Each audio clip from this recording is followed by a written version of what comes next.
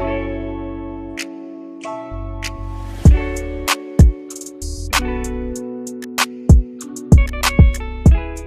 is it going, Bears fans? Welcome back to another episode of the Bear Down Podcast, where we talk everything Bears every day of the week.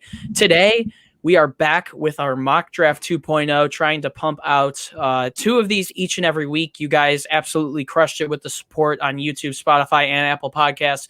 So we know you guys want to see more draft content. So we are back with more of it today. I am your host, Chris Maltby. Today, I am joined by on the right of me by my co-host, Rashod. We're trying to start getting into a more consistent schedule of uploading, just trying to get you guys a video a day starting now. So we're going to do our best to get you guys a podcast, an episode of Uncut, something each and every day. And we're back with another mock draft today. Parth, how's it going, my man? I'm doing pretty good. Haven't recorded in a while, so this is going to be fun. But, like you said, we haven't recorded a lot very consistently. It's because there's nothing to really record about. It's been pretty dry. The off-season's been, just smooth and sailing, I guess, so far. The Bears really haven't made any move for a quarterback yet, which I'm still surprised about. But, yeah, I'm excited to share our mock drafts. Yeah, it is worth noting, and we'll probably make a video about it soon, that Sports Illustrated's Albert Breer said that while Carson Wentz does prefer to go to Indianapolis, the Bears have still put in the best offer for him. But it seems like Chicago doesn't want to trade for him unless they know that Carson wants to come here. So, Parth, I know you picked a quarterback in your mock draft. I didn't. I'm still under the assumption that Wentz eventually happens, or something happens in free agency or in the trade market. So for now, we kept the full slate of picks. Obviously, if something happens and the Bears lose a pick, that will be taken away from our future mock drafts. But for now, we were both under the assumption. Parth was under the assumption that the Bears were going to draft a quarterback. And I was under the assumption, and both of us were under the assumption, that Allen Robinson was going to leave. So you see us both take a wide receiver in our first two rounds. But let's hop into it. I would like to say before we start this off, all of these notes, these draft notes, come from our friends over at the Draft Network. We haven't gotten into a ton of extensive draft research yet. So for now, our notes are coming from them. Obviously, same exact spiel as last time. Pick 20, 52, 83, 165, 205, and 219. So let's hop right into it. With my first pick, I've got the Bears picking Alijah Vera-Tucker, an interior offensive lineman out of USC. He's someone who has predominantly played left tackle during his time with the Trojans. He has exceptional athleticism and also has great balance and body control in his pass set. He demonstrates his athleticism in the pass game with his kick slide. He has very good competitiveness. And in the run game, he comes off the ball very hard with strike and excels by getting his body in favorable positions. The Draft Network has his ideal role as a starting left guard or tackle in the NFL.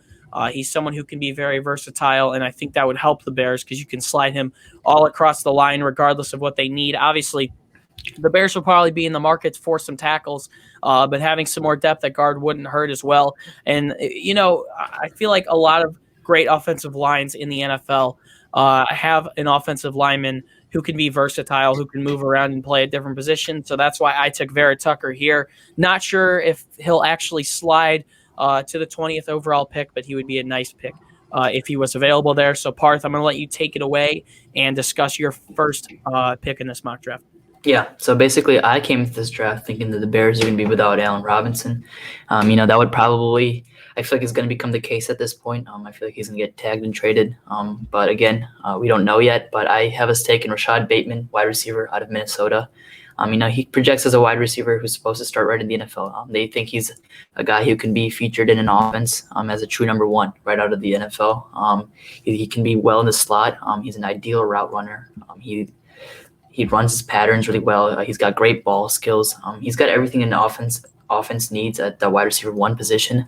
Again, it will be very tough if the Bears lose Allen Robinson, but I think Rashod Bateman would come in and definitely would become the best wide receiver on the Bears. I think starting day one, him and Darnell Mooney would be very young, but again, those two together can grow really well if the Bears can find an effective quarterback.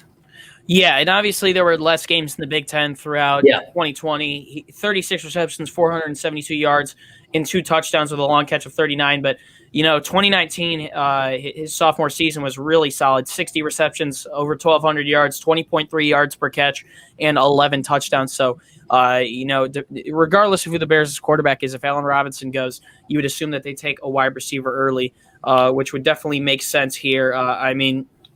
They're going to be in some trouble. The Bears can be in some trouble if they don't pick up a wide receiver, because whoever the quarterback is cannot have Darnell Mooney as wide receiver 1 next season. Yeah, absolutely. Even though Mooney hopefully will get a more predominant role in Chicago. Let's head into round 2. This is where I decided to pick a receiver. I went with Nico Collins, wide receiver out of Michigan. Another solid threat from the Big Ten. Former Michigan wide receiver Nico Collins actually opted out of the 2020 season. There was concerns amid the ongoing COVID-19 pandemic.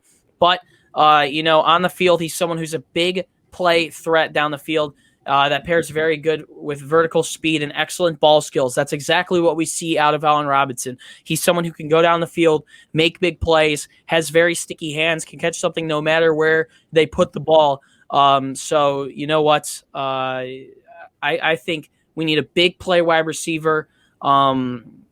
And it really does depend on where he lands, how big his role will be. The ideal role from the Draft Network is an X receiver and a developmental starter. But we've seen some really good wide receivers come out of the draft in the second round throughout the last couple of years. Justin Jefferson was, I believe, in the first, but we've seen guys like Michael Pittman, as well as Mims, who's with the New York Jets, come in the second round. The Bears are going to need to get a receiver early if Allen Robinson leaves to be able to help out whoever the new quarterback is. Because as Parth said, the number one guy can't be Darnell Mooney, at least not this early, if Ryan Pace and Matt Nagy want to put a team on the field that's going to be able to win. So it would be a big ask to put Collins in that number one role, but based on me actually watching some of his tape, I do believe he's ready. In 2019 with the Wolverines, he had 37 receptions, 729 yards. As I mentioned earlier, that big threat wide receiver had 19.7 yards per catch and 7 touchdowns with a long catch of 76 yards for a score. So I think he's the type of big play receiver that you can draft and automatically plug him in, and he'll be good to go. And I think he's someone who would definitely help Chicago exceed in the vertical passing game, regardless of who's at quarterback. So speaking of quarterbacks, let's head a little bit deeper into round 2. Parth has a pick. I'm not really sure if this player is going to fall down this deep in round 2, but we've seen crazier happen before. So Parth, take it away. Who did you pick with your 52nd overall pick? Yeah, I take quarterback Mac Jones out of Alabama. I saw him there at the second round, just sitting there, and I could not pass up on him. In 2020, he had 4,500 passing yards, 41 touchdowns, and 4 interceptions. By far the best quarterback in college football, if we're going to look at collegiate stats especially. In the national championship game against Ohio State, he had 464 yards, 5 touchdowns. In the college football semifinal, almost over 300 yards and 4 touchdowns. The dude's played some impressive games, big-time games. What Alabama does is win big-time games. He does have really good weapons around him, Najee Harris and Devonta Smith, that project a little bit of a concern from him. Is the system really good around Mac Jones, or is it him who's really good? But again, we don't know. And the Bears are in a spot, if we're coming to the draft with no quarterback, I'm willing to take a gamble on Mac Jones in the second round if he's. And that would be quite the gamble. Yeah, that would be quite the gamble. If you're Ryan Pace, I feel like personally, if you're Ryan Pace and Matt Nagy and you can't get a Carson Wentz, a Deshaun Watson, I feel like the next option would be trading into the top 8 and seeing who falls from. Yeah, Matt Jones would probably be our last stop. Wilson, Fields, or Wilson, Fields, or Trey Lance. Yeah. But if you go into the second and third round, you might be able to. I'm not sure what's going to happen with Mac Jones, but you can at least find someone like a Jamie Newman. I'm forgetting the Texas A&M quarterback. Kellen Mond, a Kyle Trask. So it's a little bit of a risky waiver. But that's someone you can find a little bit further down the road if you want to stick with Nick Foles. But I personally think the Bears are going to be more aggressive in the quarterback market this offseason. So that would definitely be quite the risky pick, especially if Mac Jones fell that far. But let's head into the third round. You and I both went with the same position here. I went with the same guy that I picked in our last mock draft that I did with Zach. I went Spencer Brown, offensive tackle out of University of Northern Iowa. Look, he aligned at a right tackle for Northern Iowa's offense. And he's a player with a nasty disposition. He plays hard from snap to whistle. He's a great athlete, great balance and body control. The Draft Network sees him as an eventual starting right tackle in the NFL. I think that's exactly what the Bears are looking for. They have to improve at the tackle position, regardless of how they do it, whether it's free agency or in the draft. So I went offensive line heavy in this draft. We've never seen Ryan Pace do something like that in the past, but it's going to be really important that regardless of who the quarterback is, he has some darn good protection. So I went Spencer Brown, offensive tackle out of Northern Iowa. Parth, I'm going to pass it back around to you. You went offensive tackle at this one as well. So talk to us a little bit more about Jackson Carman. Yeah, I took Jackson Carman, offensive tackle out of Clemson. He was Clemson's offensive tackle for the last 2 seasons. He was protecting Trevor Lawrence's blindside side.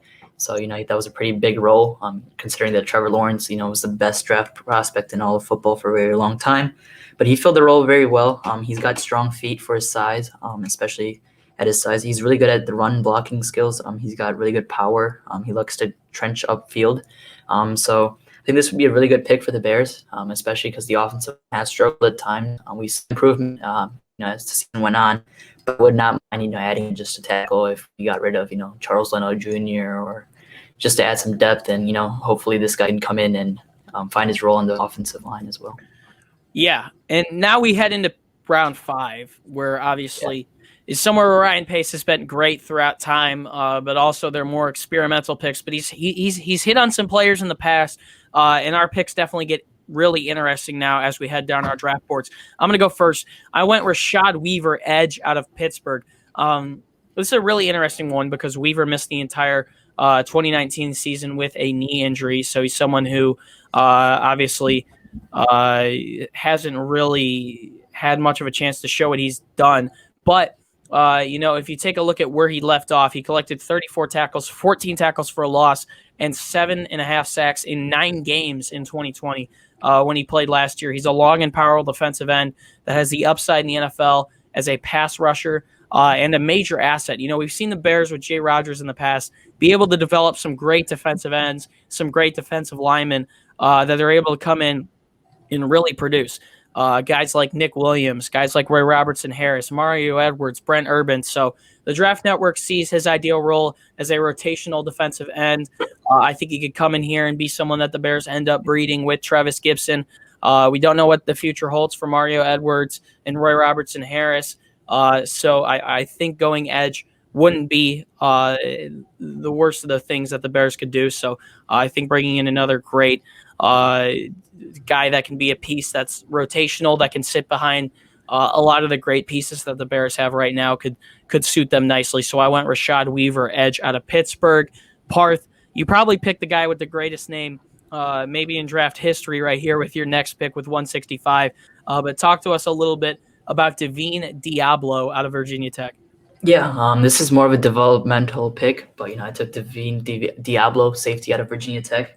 He came into Virginia Tech to play wide receiver. He actually played wide receiver for them for 3 seasons, and then he transitioned into safety. He's still a work in progress, but again, he has that skill set that reminds you that he can make that switch. And when he did play safety, he played really well in the zone package. And that's something he excelled in. And I feel like the Bears can bring him out for a lot of packages. The Bears have a lot of young corners and safeties out there.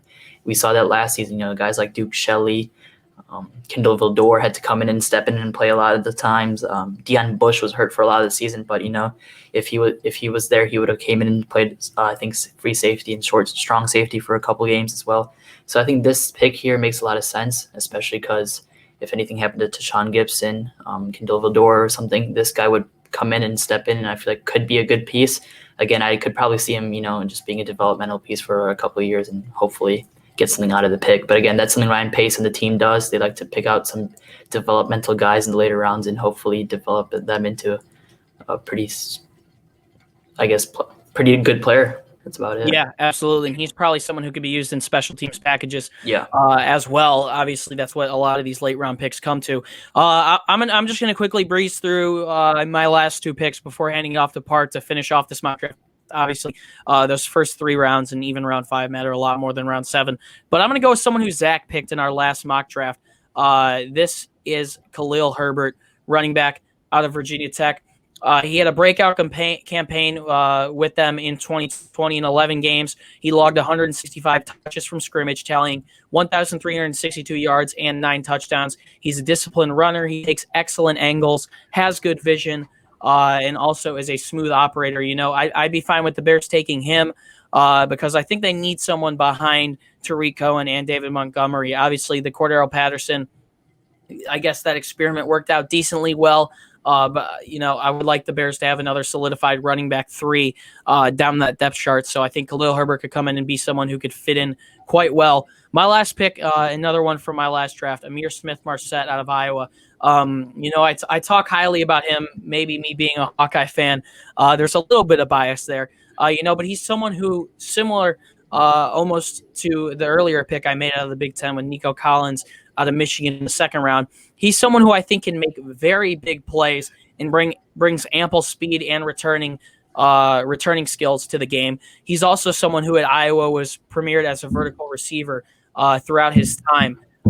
He was really talented, given that he didn't have the best quarterbacks while he was there. I think he could be a traditional Z receiver in the league and fit great in a vertical passing offense. I think he's someone who you could send down the field that could make some really big plays. So I like Ihmir Smith-Marsette a lot. He's someone who has a little bit of a discipline issue. He did get a DUI at the University of Iowa in October. Also, in the last game of the season, he flipped into the end zone and forced himself to be injured for the rest of the pretty big game. But I think that Ihmir Smith-Marsette could develop into a really nice NFL piece if he gets the mechanics down as well as his discipline. So he's someone I would take the chance on in a 7th round. Keep him on your practice squad maybe for a year and see what he can do down the road. So Parth, I'm going to pass it right now back to you to round out this 7th round with your 2 last picks in the last round. Yeah, so I think I have Chauncey Golston, edge out of Iowa. He's someone who's played defensive tackle and defensive end at Iowa. In 2018, he had 3.5 sacks, 3 forced fumbles. There's a lot of potential here, especially at the defensive tackle position. I think what's it called? They said the Draft Network believes that he plays better at the defensive tackle position than at the edge position, and this is because he has bulked up to 270 pounds. So he's a little bit of a bigger. And that could be. Yeah, you'd assume that would be huge if the Bears end up moving on from Akeem Hicks this offseason. Exactly. Yeah. Even though Eddie Goldman will probably be back and Bilal Nichols will be there, definitely going to need some depth there. Yeah, obviously, and he's also really good at stopping the run as well, something that Akeem Hicks is. And with his speed and I guess not as being more shiftier than like the average defensive lineman, I think it would be a really good pick. All right, and then 219, you got Dan Moore, offensive tackle out of A&M. Yeah, someone who I think comes into the NFL and has to sit around, I guess, for a couple of years. Again, just like the normal offensive lineman. 7th round, I would not mind picking him up. I think he'd sit on the bench for a year or 2. But again, the Bears desperately need offensive linemen. We've seen that in the NFL. You can never have enough offensive linemen. They can have down years almost any time of the year. I mean, we saw Charles Leno have one of his best seasons in 2018 and have one of the worst years an offensive lineman has ever had in recent history in 2019. And then up and down season in 2020. So, if you can get someone who can come in and be consistent for you, at the end of the day, that's all you need. And you can find that almost anywhere. In the 7th round, Dan Moore would be a good option for the Bears.